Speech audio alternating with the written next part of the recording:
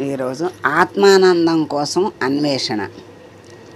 ఆత్మానందం కావాలి అంటే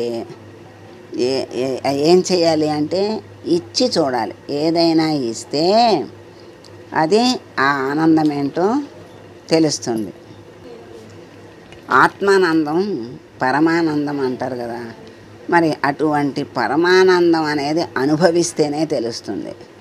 దాన్ని ఎవరైనా సరే ఏదైనా అది ఎలా వస్తుందంటే, ఎవరికైనా ఏదైనా ఇస్తే వాళ్ళు పొందే ఆనందం చూసి మనకి ఆనందం వస్తుంది. అదే అసలైన ఆనందం. మనకి ఏదో మనం పొంది మనం ఏదో లభించిందని, లేకపోతే కోరుకున్న దాన్ని పోరాడి అదే తీసుకుని పొందేటువంటి ఆనందం అసలైన ఆనందం కాదు. ఎందుకంటే అది దానిలో ఎన్నో దోషాలు ఉండొచ్చు. ఒక్కొక్కసారి ఆ తీసుకోవడంలో పోరాటంలో ఎన్నో దోషాలు ఉంటాయి. అది ఊరికే బయట బాహ్యానందమే కానీ ఆత్మానందం కాదు. అదే ఎవరికైనా సాయం చేయండి, లేకపోతే వాళ్ళకు అవసరమైనది ఏదైనా సరే ఇవ్వండి. వాళ్ళ కళ్ళల్లో కనపడేటువంటి ఆనందమే ఆ భగవంతుడు అలా మనకి భగవంతుడు ఆనందించినట్లు అన్నమాట. అటువంటి ఆనందము చూసినప్పుడు మరి ఇచ్చిన వాడికి కూడా ఆత్మానందం లభిస్తుంది. అందుకనే అది ఎక్కడో ఉందని ఆత్మానందాన్ని అన్వేషించక్కర్లేదు. ఒకరికి సేవ చేయటంలోనూ, ఒకరికి ఏదైనా అవసరానికి ఆదుకోవటంలోనూ, ఇవ్వటంలోనే ఉంది. అలా ఇచ్చి చూడమని చెప్తూ మనకిక్కడ చెప్తున్నారు. వివరాలు తెలుసుకున్నాం. అడిగి పొందేవి వరాలు. ఇప్పుడు దేవుడు కనపడతాడు, అడుగుతాం, ఇస్తాడు. అవి వరాలు. అడగడానికి అనేది అంతులేదు, వరాలకి అంతులేదు, మరి కోరికలకి అంతులేదు.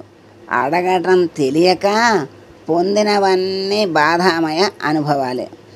అడుగుతాడు, అడిగిన తర్వాత అది ఏం అడగాలో తెలియదు. అడుగుతాడు, వాటి వల్ల అన్నీ బాధలే వస్తాయి ఆ వరాల వల్ల. మరి బంగారు లేడిని అడిగిన సీతకి లభించింది రామవియోగం. తెలియక మరి దాంట్లో అంత ఉన్నదని తెలియలేదు. ఆ సీతమ్మ తల్లి చక్కగా రాముడితో వచ్చింది అయోధ్యను వదిలిపెట్టి. ఏదో ఒక్క క్షణం ఆ లేడి మీద మనసు పడింది. దానికోసం రామవియోగం ఎంతో అనుభవించింది.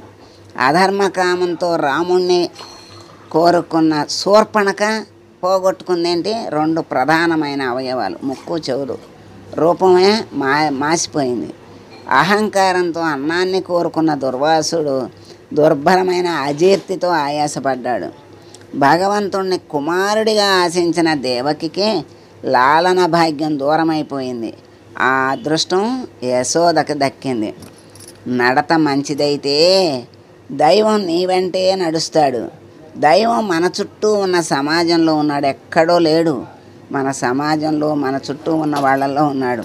ఆ సమాజానికి మేలు చేస్తే దైవానికి సేవ చేసినట్లే, ప్రణామం చేసినట్లే. కానీ ఇది అర్థం చేసుకోకుండా మనం పరమాత్ముడు నుంచి వరాలను ఆశిస్తూ ఉంటాం.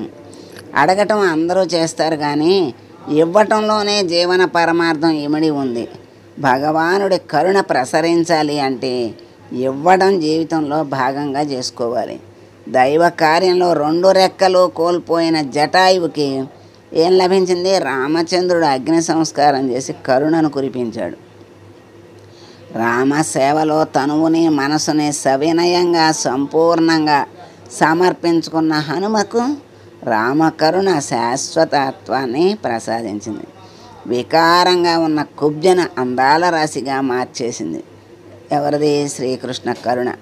ఒక అన్నం మెతుకును అక్షయాన్నం చేసి ద్రౌపది కష్టాన్ని రూపుమాపింది వాసుదేవుడి కరుణ. అడిగి పొందే వరం కన్నా అడగకుండా వచ్చే కరుణ ఎంతటి గొప్పదో చెప్పటానికే ఈ ఉదాహరణలు. అంటే ఇవన్నీ అడగకుండా ఇచ్చినటువంటి భాగ్యాలన్నమాట. అడిగితే వచ్చిన దానికి వచ్చిన కష్టాలు చెప్పారు. అడగకుండా ఇచ్చిన దానికి, భగవంతుడు ఇచ్చిన దానికి ఆ అదృష్టాన్ని, భాగ్యాన్ని ఏంటో చెప్పారు. మరి అడిగి పొందే వరం కన్నా అడగకుండా వచ్చే కరుణ ఎంతటి గొప్పదో చెప్పటానికే ఈ ఉదాహరణలు. అడగంది అమ్మైనా పెట్టదంటారు కదా అని ప్రశ్న వస్తుంది. మరి అడగకుండా దేవుడు ఎలా కరుణిస్తాడు అంటారా? పరమాత్ముడు కరుణ కురిపించడానికి ఎప్పుడూ సిద్ధంగానే ఉంటాడు. ఎందుకంటే ఆయన ఎప్పుడూ మనతోనే ఉంటాడు. ఆయన వెంట మనం నడవగలిగితే చాలు. ఆయన మనల్ని చూస్తూనే ఉంటాడు. మనం ఆయన్ని చూడగలిగితే చాలు. కరుణ ఎప్పుడూ ప్రసరిస్తూనే ఉంటుంది. ఇంకా చెప్పాలంటే భగవానుడి కరుణ మనలోనే ఉంటుంది. మనం సాటి వారిపై చూపే కరుణే భగవానుడి నుంచి తిరిగి మళ్ళీ మన మీద ప్రసరిస్తుంది. అందుకే సమర్పణ, శరణాగతి, వినయంతో మనం చేసే సేవలే కరుణకు నాంది పలుకుతాయి. సేవా మార్గంలో ప్రయాణించే వారికి దైవ కరుణ మహారక్షగా నిలుస్తుంది. గురువులు చూపినటువంటి బాటలో ఎప్పుడూ దేవుడు కరుణ కురిపిస్తాడని, సేవాపదంలో నడవటం ఎవరికి మాత్రం సాధ్యం? అంటే ఎప్పుడూ ఆయన కరుణ చూపిస్తాడని మనం ఇప్పుడు ఎలా సేవాపదంలో నడవటం అందరికీ సాధ్యమా అని. ఎప్పుడూ ఏదో కోరుకునే మనిషికి ఇవ్వడం ఎలా అలవాటు అవుతుంది? ఇలాంటి ప్రశ్నలన్నీ రావటం సహజం. అయితే అడగటం మాత్రం ఎవరు నేర్పారు మనకి? ఎవరిని ఏది అడగాలో, ఎక్కడ ఏది అడగాలో అడగడం లేదు. ఇవ్వడము అలాంటిదే. ఈ గుణం అంత తొందరగా అబ్బదనుకోండి. సద్గురు బోధలు వింటూ ఉంటే, వారు చూపిన మార్గంలో నడవగలిగితే మనస్సులో మార్పు మొదలవుతుంది. ఎవరి ధర్మం వాళ్ళు. సేవ చేయటం వల్ల ఏం కలుగుతుంది? సేవా మార్గం నిజానికి శ్రేయో మార్గం. వ్యక్తిగత స్థాయి నుంచి సమాజ స్థాయికి తీసుకుపోయే వారధే ఇది. మనిషి చేయగలిగిన అత్యున్నత కర్మ ఏమిటి అంటే సేవే. వ్యక్తి స్థాయిలో సేవ అహంకారాన్ని నిర్మూలించే దివ్యాస్త్రం.